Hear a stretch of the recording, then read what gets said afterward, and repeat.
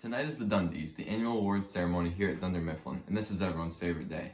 People around here don't get very many trophies, because who's going to give a trophy to Ernest or Gertrude? I can tell you what, it won't be one of Ernest's 4 wives. Plus, bonus, it's really, really funny. So are you ready for the Dundies? You know what they say about a plane crash where it's so awful you can't look away? The Dundies are like a plane crash that you want to look away from, but you can't, because your boss is making you stare at it.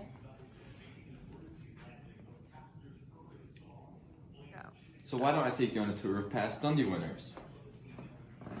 Ernest, why don't you show off some of your Dundies to the camera?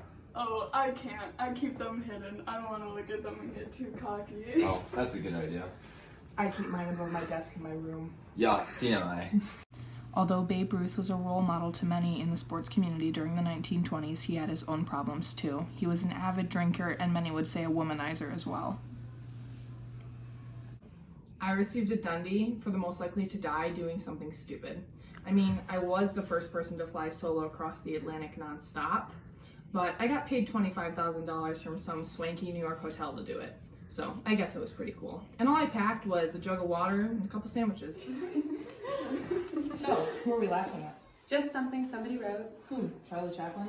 No. What is it? Who wrote it? It's private. It's about Babe. That's defacement of company property. Ernest, if you tell me, you'll be punished less, since you've somehow managed to survive in your lifetime. Skin cancer, anthrax, malaria, dysentery, hepatitis, anemia, high blood pressure, a ruptured kidney, liver, and spleen, pneumonia, a crushed vertebrae, fractured skull, and 3 car crashes. Okay, now I'm laughing at you. Can I have everyone's attention, please? The heroes in this office are terrible. Come on, that stuff that he wrote on the bathroom wall about Babe. I know he's been chewing tobacco and drinking whiskey since he was 8, but I expect better from you. Alright, everyone, come on, just look. I don't People have time. I said I don't have time for this. Alright, I know there's been rumors going around about how there's no money in the budget or the jokes are really bad, but the Dundies bring out the best in every one of us. Can't you guys see that?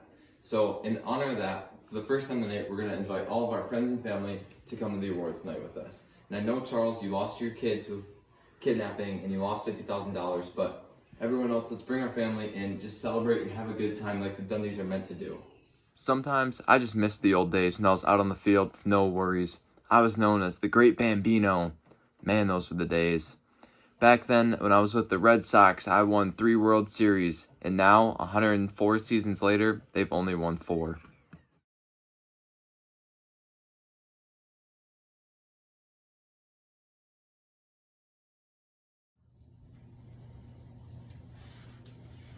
Good afternoon, ladies and gentlemen. Welcome to the 1920's Dundie Awards. I'm your host, Babe Ruth. Waitress, I'll give you a water, please. Put it on the group tab. Sorry, Charlotte, no group tab this year.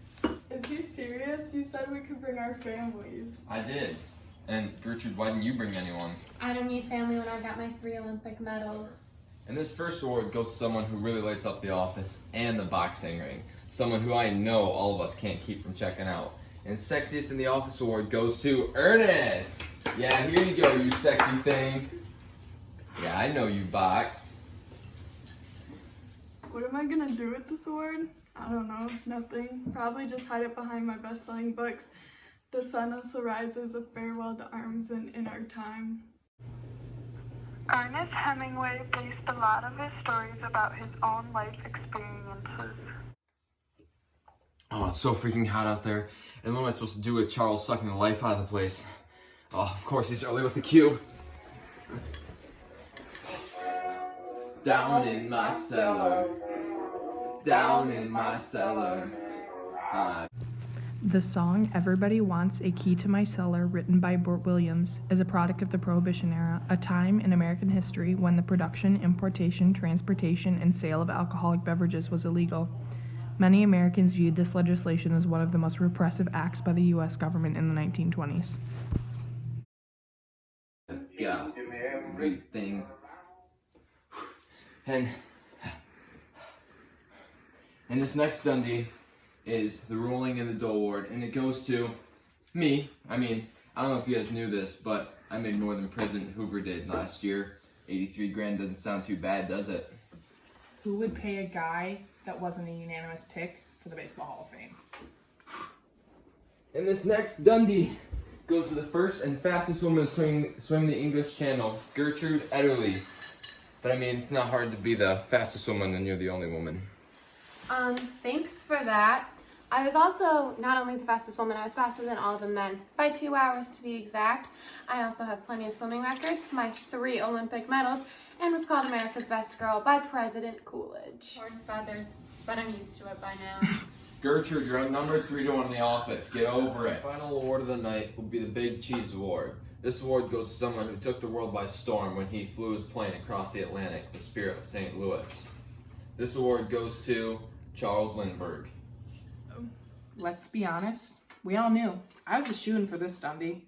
I mean, come on, now I can sit it on my display case right next to my Flying Cross medal from Calvin Coolidge. Go, Charles. During the 1920s, many new fads were introduced. Many people enjoyed them and thought they were roaring, but others thought of them as repressive and didn't like the changes that were happening. One of these fads was flagpole sitting, where people would sit on top of flagpoles for hours to test their own endurance. Gertrude was annoyed because she was stuck at the Dundies while her favorite flagpole sitter was in town. Well, that was quite a Dundies. I'm ready to go and spend some time with my wife. Back in Europe, we moved there after my son died. I'm still continuing to work in aviation, you know. I serve on the council for the Pan American Airways, and I'm a pretty good advisor at times. So interesting, Charles. Although Babe may not have found it interesting, after World War II, Lindbergh wrote several books, including A Flight in Life, written in 1948, and The Spirit of the St. Louis, written in 1953, which in fact won the 1954 Pulitzer Prize. Well, for your information, I was able to go on a tour of some German aviation facilities with Nazi leader Hermann Göring.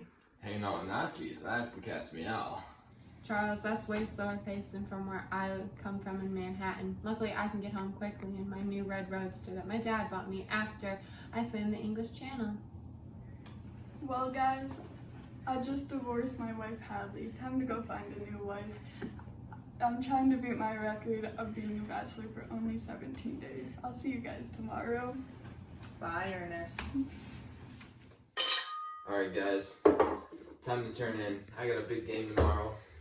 All right, let's go.